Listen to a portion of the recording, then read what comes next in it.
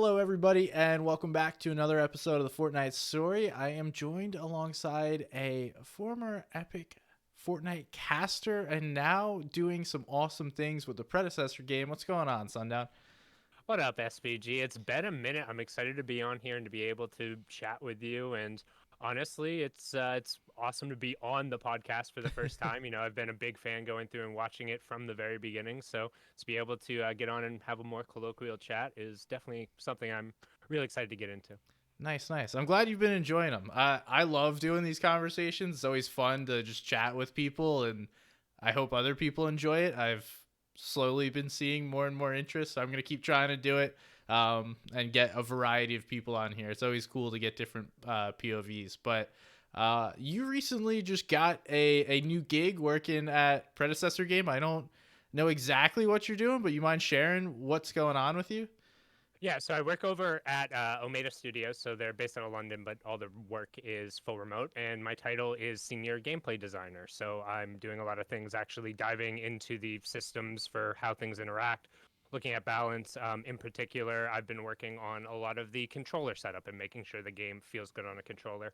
Um, for those of you who are not aware, Predecessor is a third person MOBA based off of the MOBA that actually worked on before I worked on Fortnite, called Paragon, that Epic made, and then they sunset and released all of the assets publicly. You can look it up online. There's a ton of informations and a ton of different companies who have gone out to try and remake the games. And I got an offer from one and ended up just taking it. It's been really cool so far. Nice, nice. I'm glad it's worked out for you. I know starting a new job sometimes can be a lot, so sounds like it's going well. And I know you said you were playing some of the game earlier to test things, so I I'm excited. Do you know any idea when that's coming out? I mean, closed lips so far. We did just get confirmation. If you end up in checkout over on our Reddit, there, people have been asking the entire time, and we still have confirmed, and we've been on track for early access to be sometime this year. But Okay. just keep your ear to the ground. We'll be posting stuff. So Nice, nice. I come from Warcraft 3, played some makeshift yeah, Dota on that, so okay. very familiar with the MOBA style, and I'm interested to see. I've never played Paragon, but I'm interested to see what it looks like, and definitely have to check it out when it comes out. So, do you? For me, it's the third person aspect was like super interesting because I know you ended up bringing up Dota and that or the Warcraft in that regard. Like I came from Gears of War originally, another epic Okay. game way back then, but then you apply it to the MOBA scene, and I've played a ton of leagues, so it's just kind of the mix of those two has been really cool to explore. Yeah, I've seen there's been a couple of attempts of people making MOBA within Fortnite. Um, haven't worked exactly as I would have hoped, and haven't gotten as many people to play it as I would have wanted, but still a cool concept. And I think as more and more tools come out, like there'll probably be different games that develop just like we've seen out of those styles. So that'll be something to watch here in the future. I know you've teased on social media about doing some content and things and possibly streaming, putting out some Fortnite VODs. So, like, where's your head at with Fortnite now that you're diving into a new game? Are you still following the game, still watching? I definitely still watching, keeping up to date in terms of all the results, who's playing, and all that. I think one of the biggest things for me that I didn't consider is it's at least from my perspective, it's really fun to just be a fan of competitive Fortnite after having been ingrained in it for so long. So to be able to just kind of watch and not necessarily have as much requirement for doing like kind of the study and going through the VODs, but just like seeing how it all plays out and having I don't want to say necessarily less invested in the results because like the results before didn't matter to me, right? It's all about just kind of everything going through and making sure the show went well and representing the players. But just being able to be a little bit more casual with it, I think has been cool, and being able to like actually theory craft and speculate without knowing what's going on in the hood. Because at this point now, like they're not doing anything that I'm aware of. Like anything that I had seen or worked on or had any eyes on has been out. So Okay, that's interesting. So you can just like get to sit back, enjoy it, and there's not that piece in the back of your mind like, oh, this just happened in the game. I might need to go do this and tell somebody. Um, interesting, interesting. Have you looked at? I guess you said you've been watching the divisional cups and stuff. How do you think that's been working out as far as like play style with the weekly finals? I didn't get a chance to watch this past. I watched a couple of games for a VOD review, but I didn't watch like the tournament in its entirety. But what are your like initial thoughts now as a fan on the new tournament structure?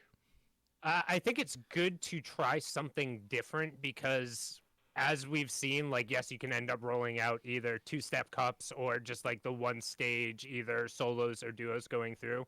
But to try and further filter it out, because like competitive Fortnite at the absolute top is kind of weird because to even get in at a baseline level and to get to that very like top league and get into champions and being able to play in those elite cups is very difficult. But then also within that core group, there's another subset of the very, very tippity top who are just at another level. So trying to kind of recreate the environments that you get when you do have those top players crashing over and over again and having the seriousness of what you're going to see in November on the LAN environment when it's 12 games going through or however many games, haven't checked the format. Um, and getting those types of interactions, I think it's building up to that because there's such a big difference between dropping in casually versus dropping in arena versus dropping in an open round game and then going all the way through to the very top of the elite cups, right? And trying to kind of measure that and get that level of competition consistently.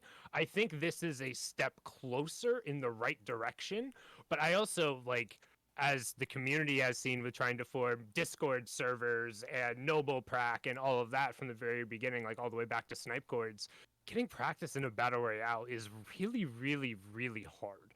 So I think trying this is a good way of trying something different while there's not necessarily as much, at least I feel, pressure on the players to perform when it comes to like, oh, there's the FNCS going through, so if I have one really bad weekend, I've put myself super far behind. Like there's a Right. little bit more of kind of like accumulation to it, right?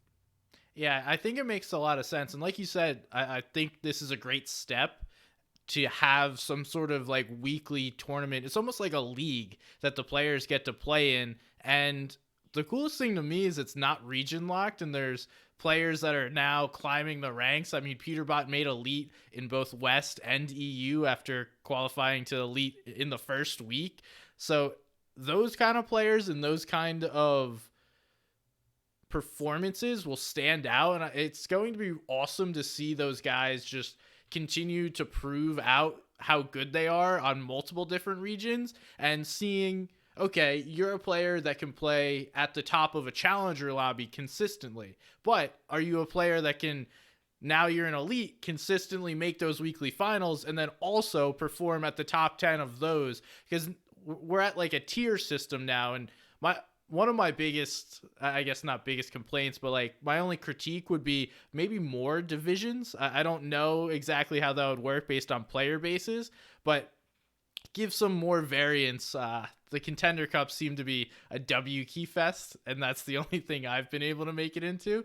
So maybe there's like more rising, and that gives increased motivation for players to play, because then there's like more steps for them to grind to. And we know those top players, the pros, they're always going to reach that final level, final lobby, whatever it may be. And so far so good. I mean, this first week I went back, the team I was VOD reviewing this week was Duke and Clicks, and I am so impressed at how good that team has become over, I don't, basically since Pink was not able to make it when they first started playing together. They've become one of the top teams in NA East, and to be honest, I didn't know Clicks had that in him, and it's really cool to see. I mean, we've always seen kind of that high ceiling when it comes to Clix's gameplay. It's just putting it all together. And I think he's been hindered by the fact where, like, if duos stick together, and this is true in almost any team sport, particularly when it comes to video games, like when teams stick together, you're able to develop better chemistry. You tend to put up more consistent results. If you are putting up worse results and you're sticking together, like odds are good, especially in a game like Fortnite, you're not going to end up sticking together. So I think it was just only about time, as long as he ended up just sticking to what he knew and finding a game plan, eventually they'd be able to cover it up. Because the question isn't like how good can Clicks be at his best? Right. It's like what is Clix's floor on the day? Because when his floor is super low, there's people like I think all of EU can eat him up, and I think there's a lot of NA East who have no problem dropping near him and coming up with a game plan to take him out because they'll take advantage of that. When he's at his absolute best, as we saw going all the way back to the World Cup qualifiers, there's times where he's arguably untouchable when you get wall to wall with him. He just moves so fast, and now at this point, it's second nature to him. Yeah, it's been really cool. And one of the things that impressed me the most about their weekly final win was the lack of eliminations they had. Is just going back, they're a team that has seemed to be very, very efficient in their material usage and their movements. And I've not seen many teams be able to be as efficient as they are. And granted, chromes are now like a big curveball that everyone's trying to figure out. They can make you more efficient as you find some rotates, but I've also seen a ton of things go wrong when players try and like use that boost and then accidentally wind up in a box and then get knocked. So it'll be interesting to see how that plays out. Have you gotten a chance to play with the chromes in this new season? I'd love to know your thoughts on it. So I play a lot. But again, as I've always caveated anytime I cast it and all that regarding going back, almost all of my playing is exclusively just hanging out in arena and playing for those end game moments and going through there and just like actually trying to look and see how I can maximize my placement and efficiency. So I'd say the biggest thing for me, and this almost plugs back into kind of the clicks point as well, is it feels like the map in particular in the meta, and especially with the update that literally just dropped, is there's more varied movement opportunities that occur naturally. If you go and look just kind of as chapter 3 as a whole, like right at the very start, it was almost stripped down or simplified with the exception of the Spidey gauntlets, the swingers, whatever they were, like whatever variation there. It was almost very stripped down in terms of movement and in terms of like innovative movement where you actually have to think about combining things together, where it's bounce pad plus launch pad that we've seen before going all the way back to the World Cup with how do you navigate the wind tunnels plus the ballers and what are you able to make use of. And I think Chrome adds a huge element to that, right? It's like, hey, when are you able to be able to dip down? When can you make a rotate or a stretch that you wouldn't have been able to make before and maybe get ahead of somebody and cut them off on their path? And I think one of the most interesting things is how they're starting to at least look at how wall interactions could end up occurring. Because I've always wanted, like, the idea that somebody can just hold the wall and sit there is, I don't want to say necessarily detrimental to Fortnite as a whole, but it makes offensive pressure really hard. Yeah. Well, the chromes in theory give you the opportunity to do that. They're done so where you have a lockout animation and going in if somebody is even remotely paying attention, or even like I can hit that shot and I'm not very good, right? So I think like you're kind of looking at the sets there where like, hey, maybe the chrome is like a little bit too far on one end where you can't really use it offensively, but if somebody's pressuring one side wall and somebody can actually get on the back where there's enough going through, like there is a risk associated with it. So I like to see kind of like that little variable be played with more over the course of the season. Yeah, I would have to agree with everything. I'm always a fan of map-based movement. So this season has a ton of it, and it's not inventory-based besides the chromes, which, as you mentioned, both is like an engagement-based item as well as like movement is one of the more balanced I think we've seen in competitive introduced anytime recently. Because like we've seen launch pads, bounce pads, the Spider-Man, web slingers, and those all have kind of no downsides to them. At times, like obviously Mostly, there is. yeah. But the Chrome, it's solid. You could use it to rotate, but if you get shot, there's a like animation of you coming out. You're gonna take a lot of damage. You can pretty much avoid getting headshot sniped in it. Although again, when you pop out, there's a chance. And if you're not perfect with it, you wind up in somebody's box in end game or, just in some engagement. But the one thing you mentioned that I want to keep talking about is the neutralization of walls. And that's something that is unique and innovative within Fortnite because it's always been, besides that one cup, the Architect Cup that's come back a couple of times. It's always been it's either your wall or my wall, and that the end of story. Now it turns into no one's wall, but it's still permeable and can still be broken. So I don't think we're anywhere near seeing how much interactions players are going to use with the chromes, both offensively and defensively. And I'm excited to see how they continue to like innovate the uses for them during the competitive play. Oh, I promise you that, and we've seen this before in the history when you look back at competitive Fortnite. I promise you right now, there's a duo who is sitting on a strat that we haven't seen yet, where they did it a couple times in some of their games, and then they made sure that nobody ever saw it. No Reddit threads commented on it, no Twitter videos popped up, nobody else is using this tech all the time, and then they didn't use it at all. And now the question is, well, why would they do that? Wouldn't they want people to be able to figure it out? No, because they're going to break it out at some key point in the invitational, and they're going to steal some points that they probably shouldn't have gotten because they had this little innovation. Like we saw this with the Solari grenade trick back in the day. And again, wasn't necessarily theirs. They weren't the first ones doing it. But the second when it started popping up and they were doing it in every single cup, then you saw it's just like, oh, this is how they're getting all of these eliminations. You look and you see 3 of those little tick box on the timeline as you check up the VOD, and you instantly go, hey, what happened here? And then everyone figures it out. And I guarantee, because like that's just kind of what happens in there. And as we see that kind of develop, like hopefully people are going to be on the top of their game. But like I think going back and reviewing those individual matches, you're going to see some really cool individual tech that you probably haven't seen before, or it's just super obscure. Yeah, some players may even have done things and not even realize, like, oh, I just found gold. And then they'll probably do it a couple more times, and then someone else will see it, and then it'll be all over the place. Like, I remember. So, again, going back to Duke and Clicks, they were sitting in a bush, and I was watching Clicks' stream, and Duke goes, just sit still for 10 seconds. There'll be no audio afterwards. And, you know, not many people picked up on that, but I did. I was like, oh, okay, I'm sharing that one. They weren't too happy about it, nor were some other players. But at the same time, you know, that's kind of just the game is you learn things, and there's a lot of people sharing those things about what's going on. Now for you, going into the Invitational, we finally get to see pretty much the map and hopefully the meta. I'm sure there'll be some changes between now and I guess a month and a week or so.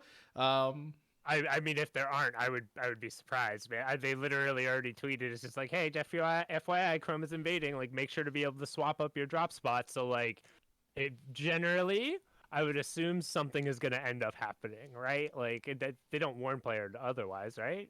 Nah, At I least mean the we've map seen has already consistently. changed. It's been Yeah, what 2 weeks, right? and we That's saw what a I'm saying. massive So, update. Um, but yeah, so map somewhat the same, somewhat different. Who knows exactly what it is? I do like the comp Twitter throwing that out there. Like, hey, no excuses when you guys inevitably complain about map changes. We're telling you now that it's going to change, so deal with it, or someone it else just will. it shocks me that that's still even a thing because like if you look back like the map has just always changed just Yeah, from a historical perspective. I would like the law of momentum is that if something is happening, like you anticipate it is going to keep happening. exactly. But I think relatively the weapon and loot pool will stay the same. That normally is after 2 weeks about the same, and we're at that like 2 week into the season. Um, do you have any kind of predictions? Not necessarily a player, but what you're expecting for the invitational coming up. I would say it's a way too early prediction, but now we're just somewhat early. Yeah, I mean, I feel like we're closing in on it. Like Fortnite time is a little bit different where it both moves slower and moves quicker. I think the benefit is there's going to be still a lot of gameplay between now and then to adjust on them. I'll say the one thing I feel on a whole, and I said this if you can go back and you can check the World Cup pre-show, I think there's going to be some international duo, not from NAE EU, like one of the quote unquote like lesser known regions, who performs very, very, very well. I'll even exclude NA West from that because NA West traditionally, all right, I'm going to go back to just kind of one. Like traditionally, what ends up happening when we get major lands, NA West does really well. NA East will outperform Europe compared to how they end up playing online. And then there is some international player who does absurdly well and pushes themselves into like kind of a top 5 or top 10 who you wouldn't have thought have been there before. And we saw this both parts of the World Cup. If you look at the I forget who hosted the LAN in Saudi Arabia that you got. Gamers 8, right? Yeah, Is that what Gamers that 8. was? That you guys casted? Yeah, you guys Yes. did a fantastic job on that, Thank by you. the way. Like again, very similar thing coming through. I think that a lot of people are going to underestimate how good some of these top duos from Asia, from OCE, really can be. Like even BR in a lot of that circumstance. But like for me, I think Peppo and Runafishy are disgusting. Like the fact that they almost three-peated over in Asia. They're I think 14, maybe 15-year-old now Japanese kids, and they are really good. Like if you go back and watch some of their individual VODs, like their ceiling for each one of their individual plays is incredibly high, but when they're both working together and they're firing, they have some nuts chemistry. I'll also call out looking down in OCE, Alec just winning everything. Like he has been gross. And I mean, this was the kid who, when he was like, he was beating up on everyone in the region when he was like 11 or 12 years old. Then Yeah. when he was finally able to play when he was 13, he comes back and is still just winning everything. So I think he has a lot to prove going on to the international stage, and it'll be very interesting. And I mean, Brazil always shows up as well. Like I think to ignore what Pagazin has done down there over the past 6 to 18 months would be ludicrous and not expect him to at least have the opportunity to show up and compete. And they did super well at that the Energy Castle event. I was Hmm. telling Sancho the entire time, I was like, hey, don't count out the Brazilian guys. Like Pagazin is good. This kid can play.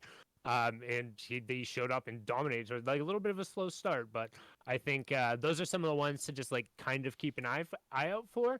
But I'd also anticipate that the trends kind of hold. Like I don't think that will be upset too much. Yeah, I mean, my one fear with some of the smaller regions is I don't know that those players have been tested as much as far as the other teams' competition. Um, and this even goes for NA East. I think EU kind of stands alone where those final style of lobby are top tier, and from bottom to top, that's like the strongest player base we've seen in any kind of lobby thus far. So the margin for error in Europe is much smaller as you shrink down the like quote unquote top players in each region. So it'll be interesting to see like who can outperform those expectations, because I think going in everyone's like, okay, EU's the best, then there'll be some NA East teams, but obviously that's not how it's going to work. Like you just said, there will be other teams that outperform expectations and put themselves in a really good spot. I am in particular looking at the Brazilians. I think that they have done really well, and Pegazine, I think, is probably the best player over like any region. If you're just looking at singular region performance, he is the best player over the past year and a half, like you just mentioned. So clearly, he dominates Brazil, but now going head to head with every other region, how does that work? And I don't know that I've watched enough other VODs to see massive different play styles and end games and things like that.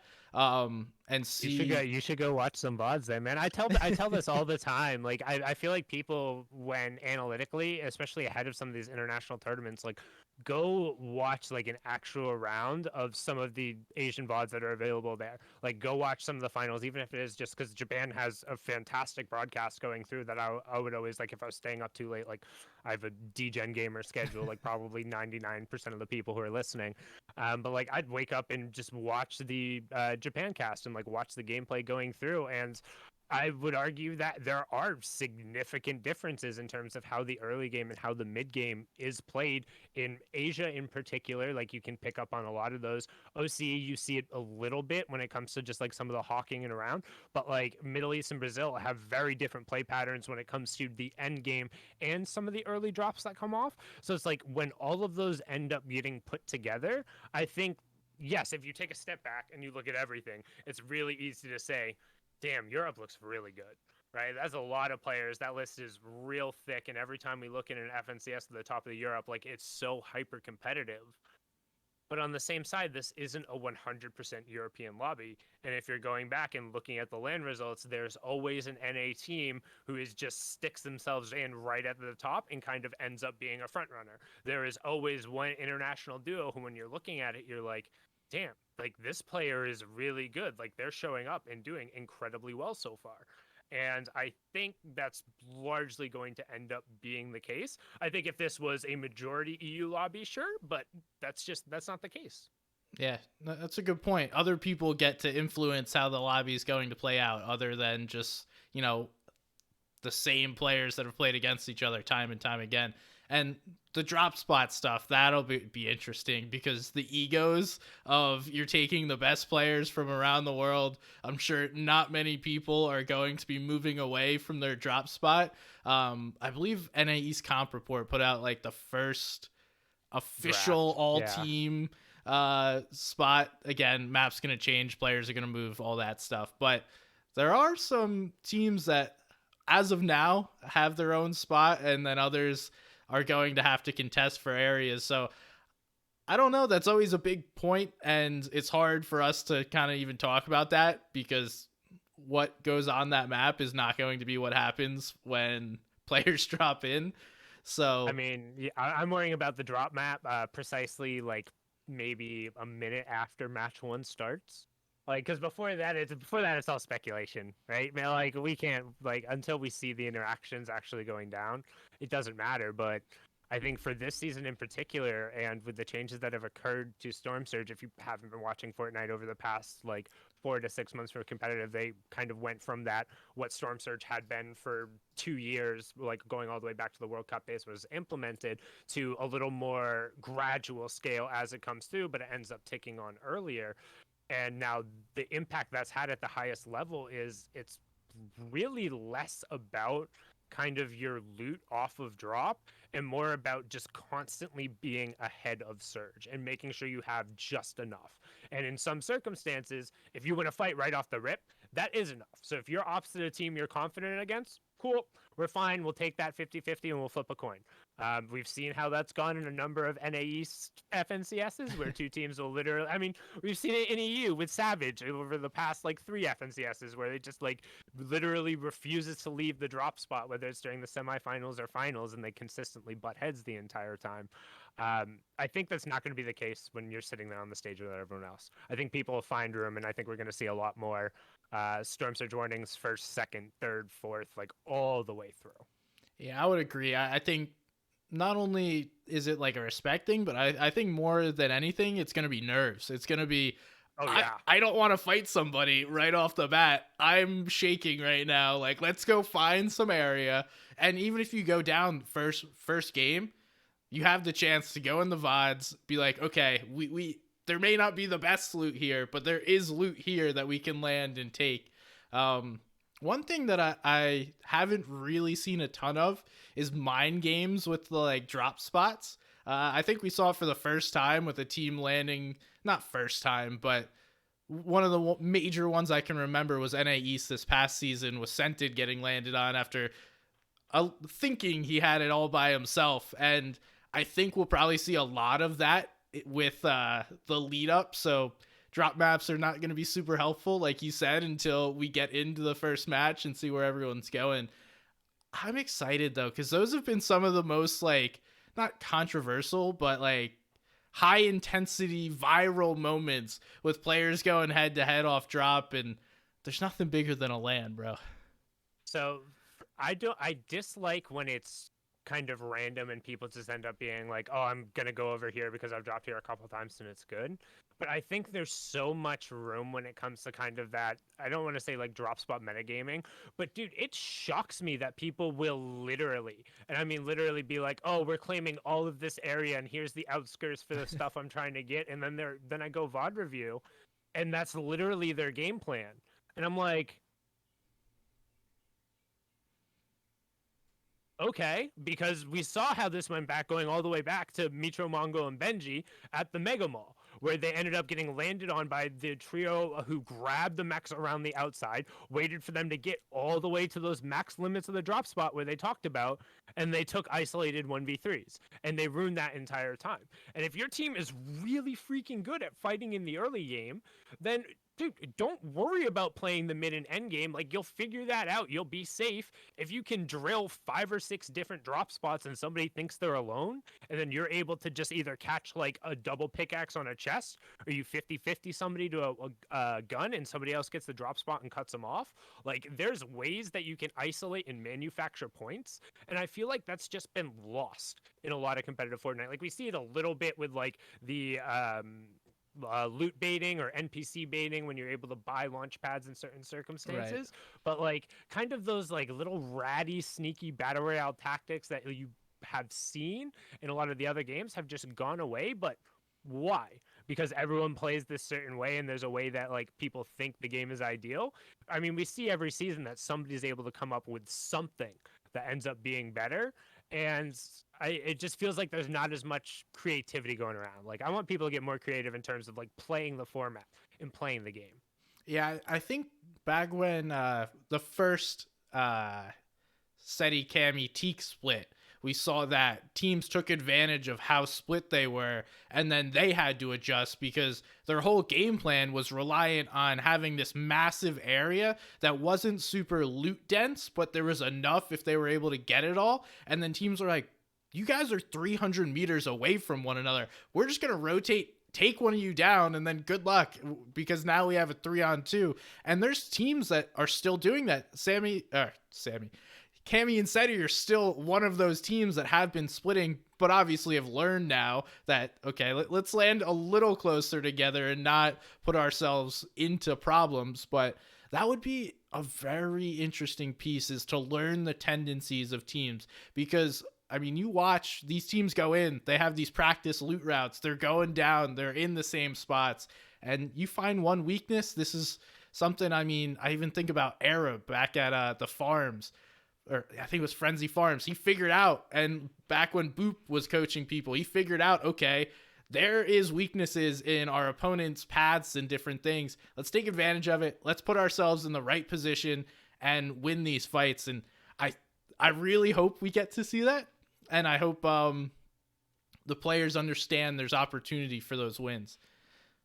I mean, that's what it's all going to be about, because unless like there's a clear winner, as we've seen in a lot of these international environments, it comes down to a couple of different interactions going through. There's very close times, like, yes, we've seen Boogup obviously pull all the way ahead, but in the Duos World Cup, everyone was right on top of each other until kind of that back-to-back W ended up coming through.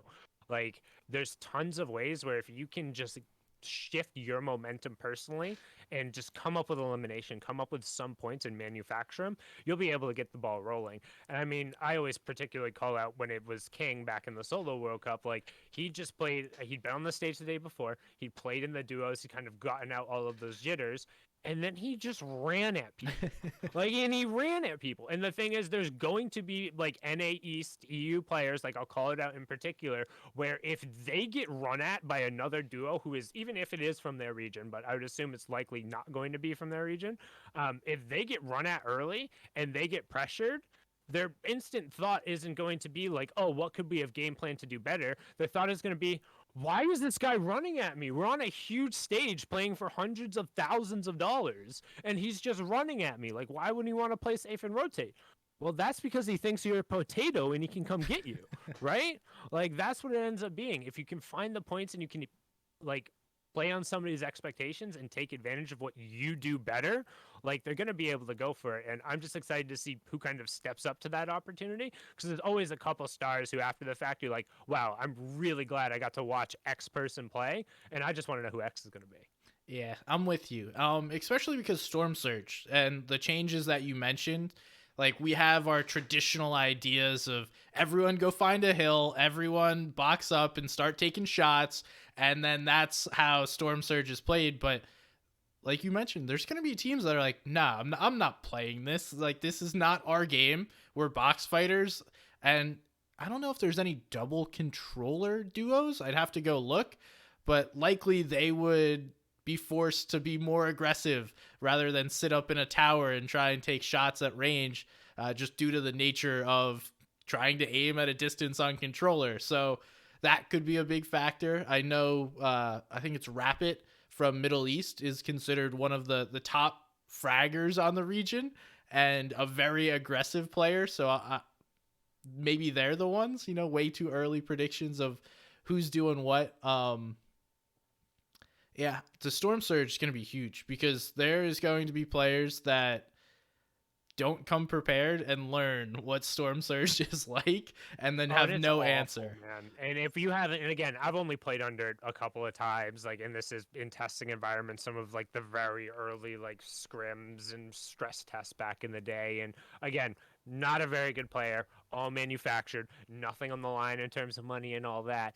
It is stressful. You hear the sound go on, you start getting hit by damage, you look down at your utility, you're thinking, God, I gotta start burning some of this stuff, or I gotta like stick my head out. And now I think that gets even worse because it's like if you're under Storm Surge threshold, like you're the only one who is going to be firing shots. And I promise you, somebody is hanging out there with a sniper rifle, right?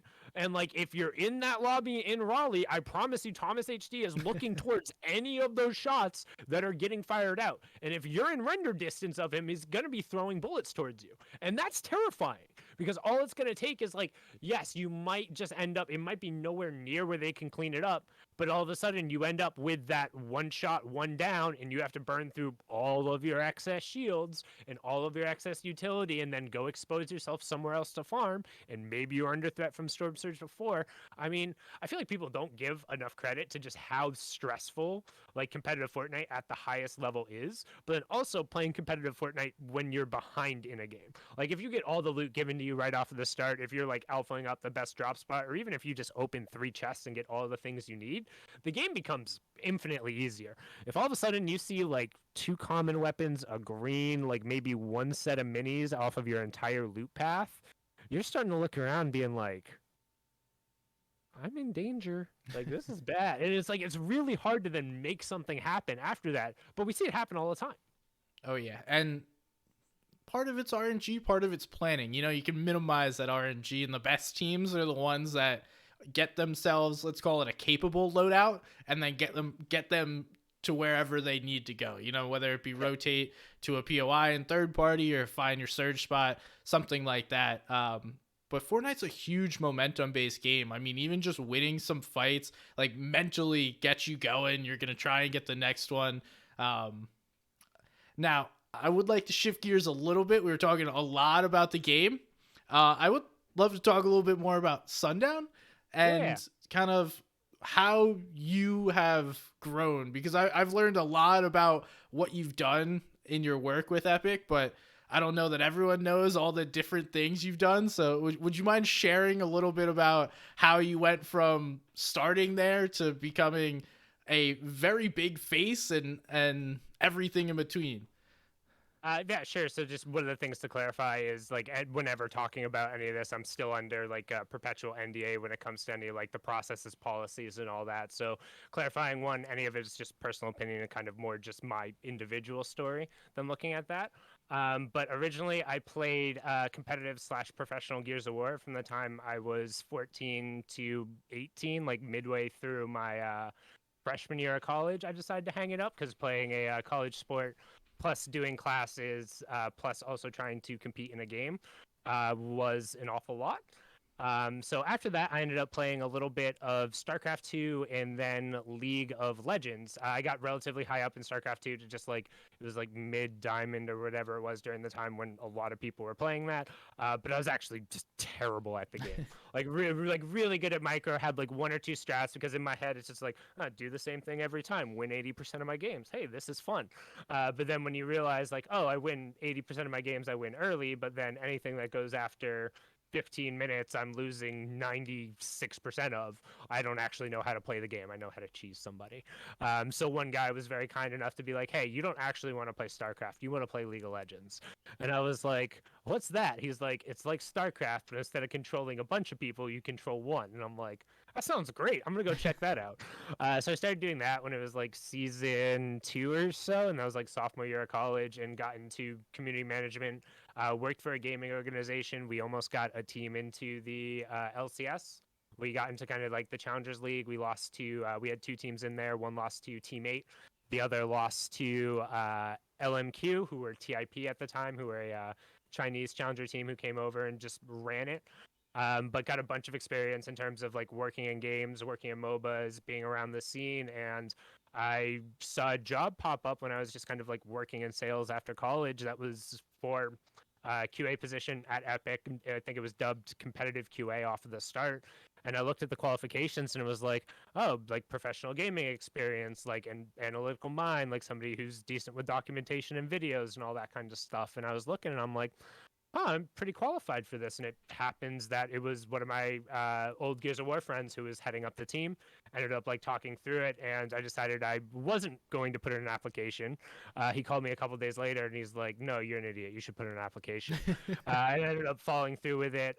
Left my whole life in DC, moved back in with my mom in North Carolina because she happened to live 20 minutes from the studio. And then I worked at Epic for 7 years, or almost 7 years. I was like 6 years and like 11 months or something like that.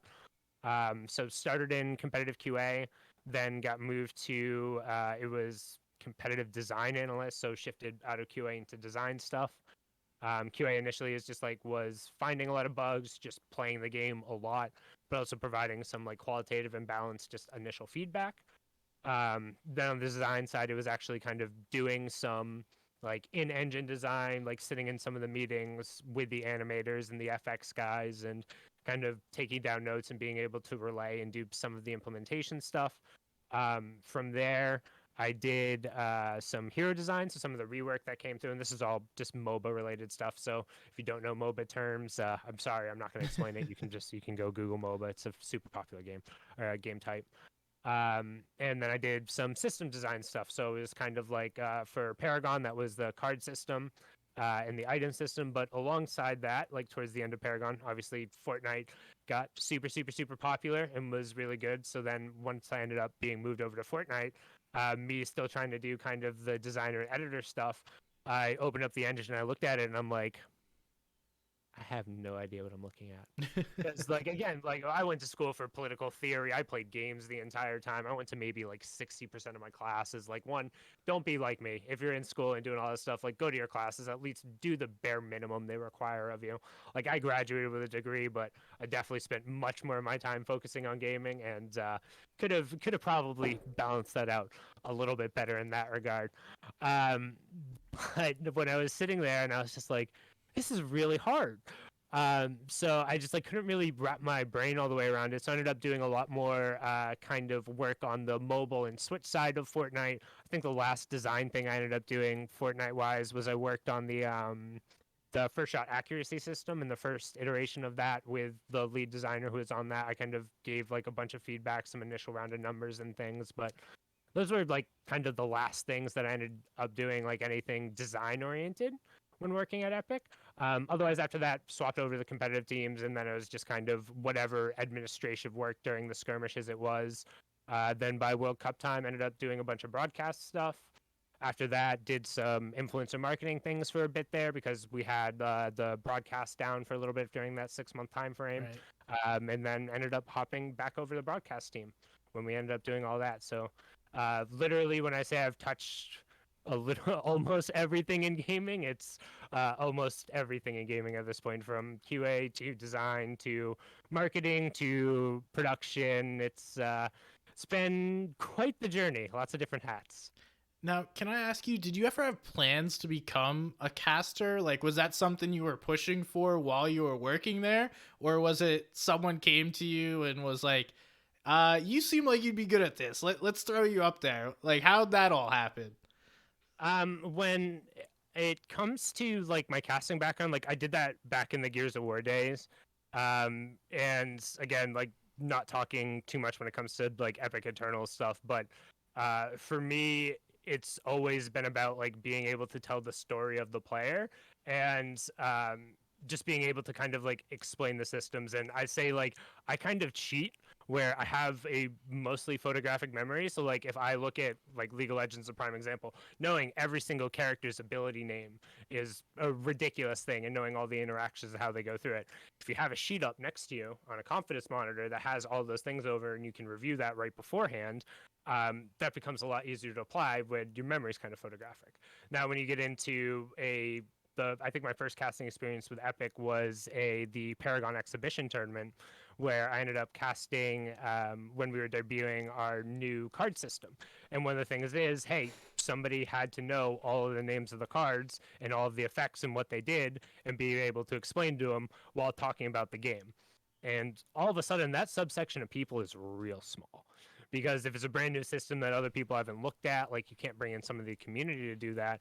And Fortnite was kind of a similar vein, particularly at the start when it came to international tournaments, right? And you're looking at some of the bigger skirmishes things where you have a bunch of players coming from Europe or players from all over the world, and nobody really knew who a lot of these people were. So it's like tough to talk to, and like people weren't necessarily watching a bunch of Europe gameplay and NA East. You maybe watched a couple of your favorite players, but maybe your favorite players weren't the ones who were actually all the way at the top and were performing in that tournaments, right? Especially back in that day, like we're spoiled now with the wealth of information we have in Fortnite Tracker and all the live information and VODs. And back then you kind of just had word of mouth, or maybe a leaderboard or the standings that ended up being posted after some of the showdowns, and you just kind of had to go filter through and see what people were posting on their own. um, and so just being able to tell the story of those players was huge, and ended up getting the opportunity where it's just like, hey, we have a slot and need somebody who's able to kind of be able to speak to those. And I got thrown on, I think it was Fall Skirmish is like TwitchCon 2018. It was like day two, just like doing some of the interviews, being able to like kind of talk to the players and knew a little bit of their backstory and what went on during the game.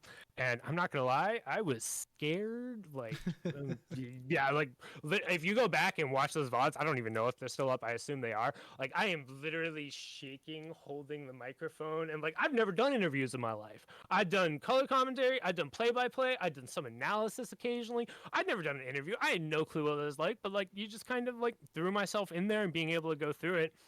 And I'd say at the start, I was terrible when it came to some of that stuff. Like I go back and watch my early casts now, and I'm like, thank God they like somebody had faith in me somewhere, because like at least like I feel like if anybody does something over 2 to 3 years and you stick with it and you're applying yourself, like you should see kind of some level of growth, right?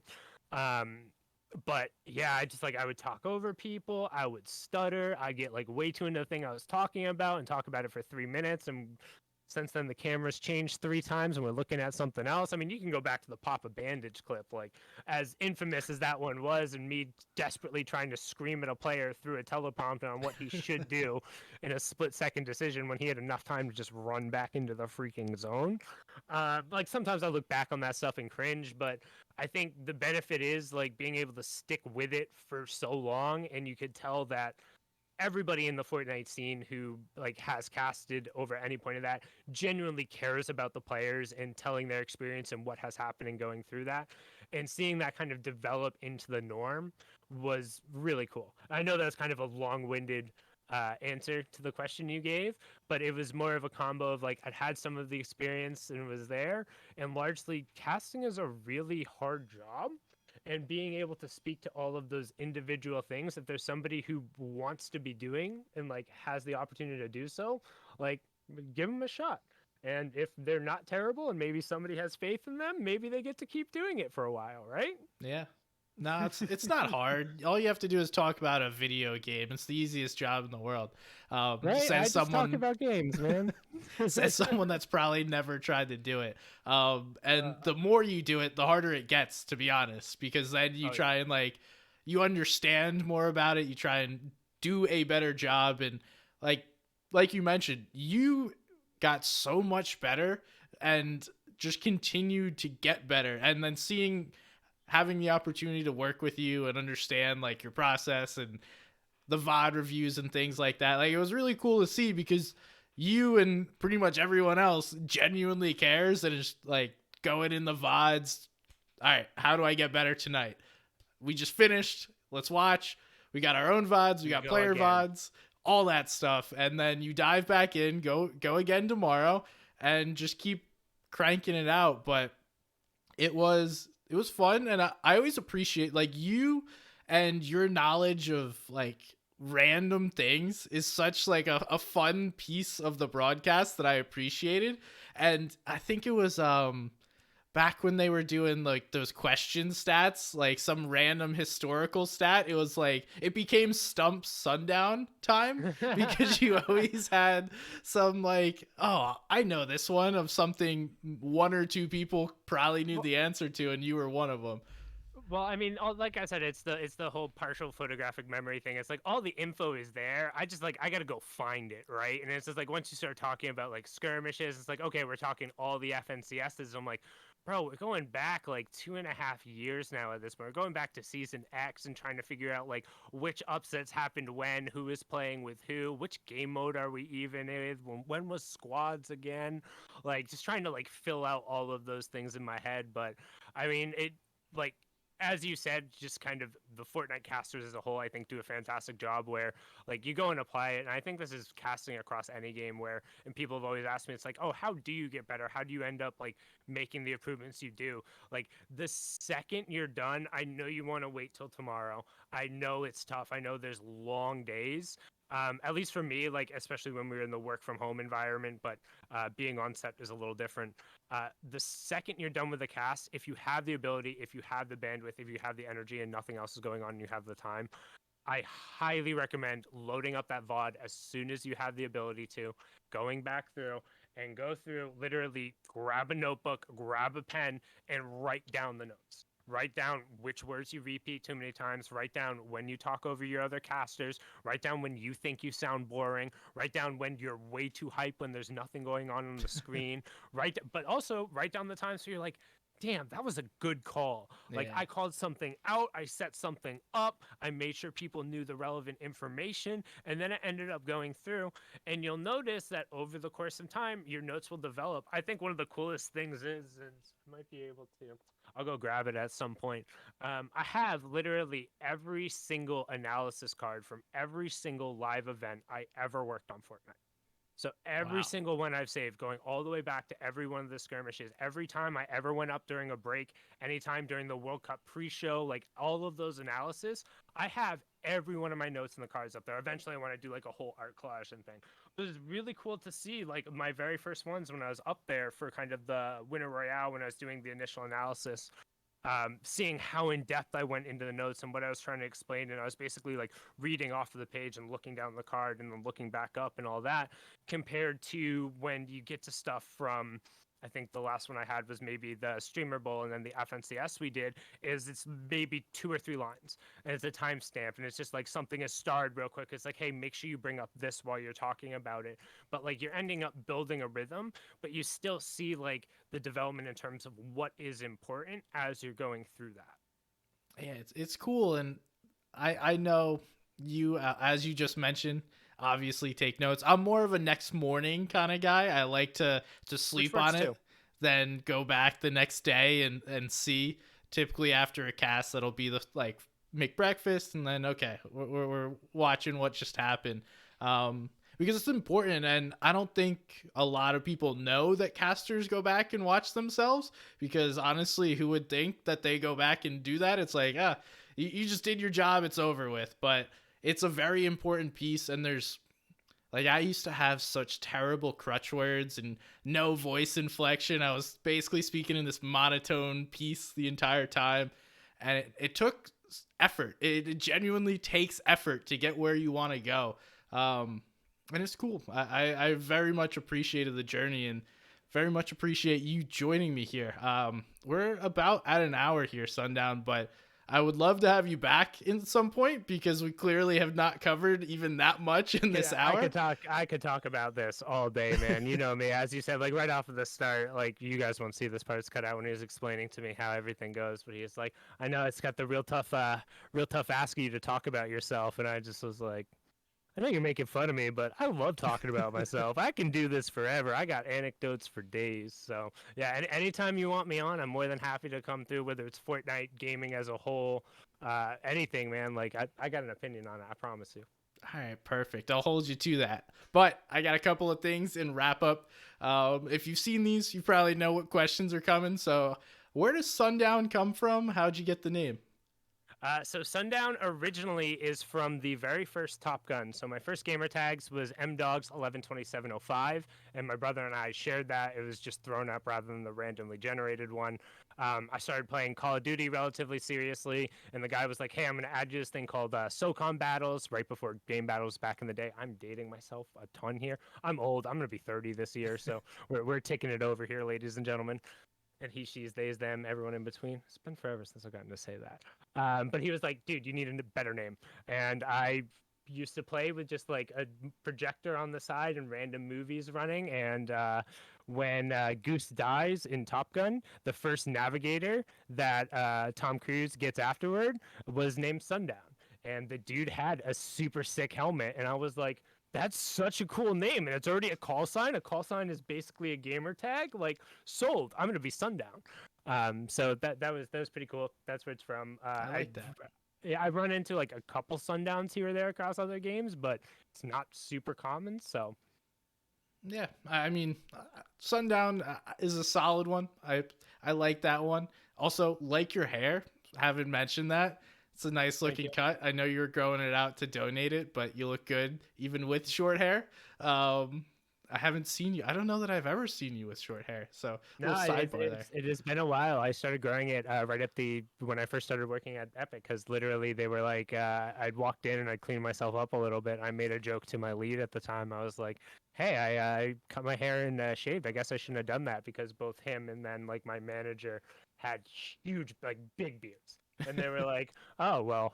You shouldn't have done that. You should grow your hair and your beard out. So I literally didn't shave and cut my hair for 6 months. I had like just full on lumberjack. And finally, I shaved the beard off, and I was like, I kind of want to grow the hair out. And then 6.5, 7 years later, I decided to chop it all off. So can confirm, I have never seen you without your long hair up until now. Well, and when you posted a picture. But Yeah, there you go. besides that, what is your favorite Fortnite skin of all time? You got a bunch to choose from.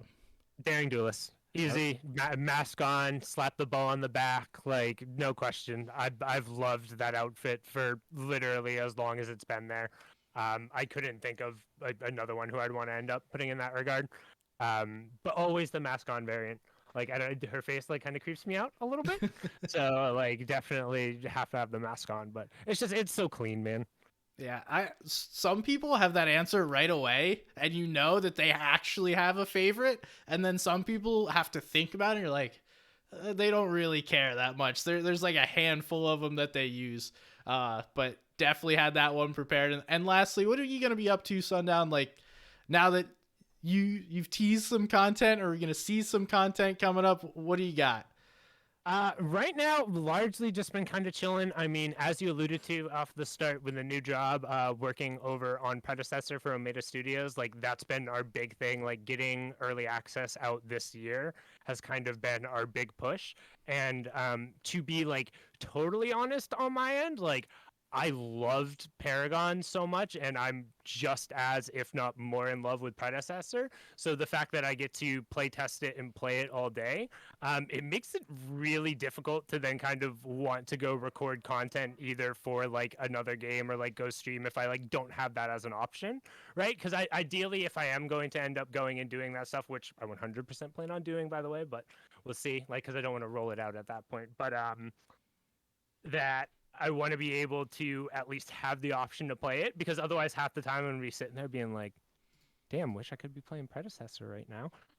So I think like once I'm able to get the balance in, we'll see a variety coming through. But I also really want to do just some more colloquial Fortnite stuff. I think looking at some of like the third party tournaments, maybe hopping around and potentially throw my ring in that hat to cast. Okay. But also just doing some general VOD breakdowns.